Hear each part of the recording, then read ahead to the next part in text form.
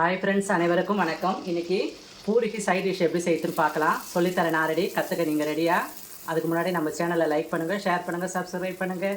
வாங்க வீடியோக்குள்ளே போகலாம்.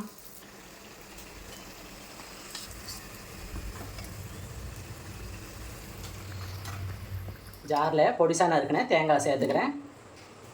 தண்ணி விட்டு நைஸாக அரைச்சிக்கணும். சுண்டை காய்ச்சிய பால் வச்சுருக்கேன். அரைச்ச தேங்காய் பாலை ஃபில்டர் பண்ணிக்கிறேன்.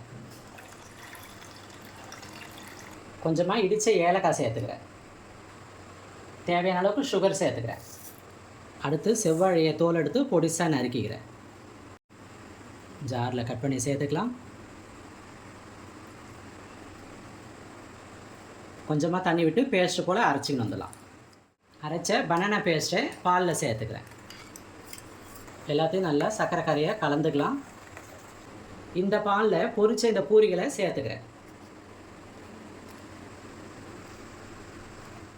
1/2 hour இந்த பால்லே ஊறட்டும். அவ்வளோதாங்க, சூப்பரான பால் பூரி ரெடி. நீங்களும் வீட்டில் ட்ரை பண்ணி பாருங்கள். அடுத்த வீடியோவில் சந்திப்போம். பாய்.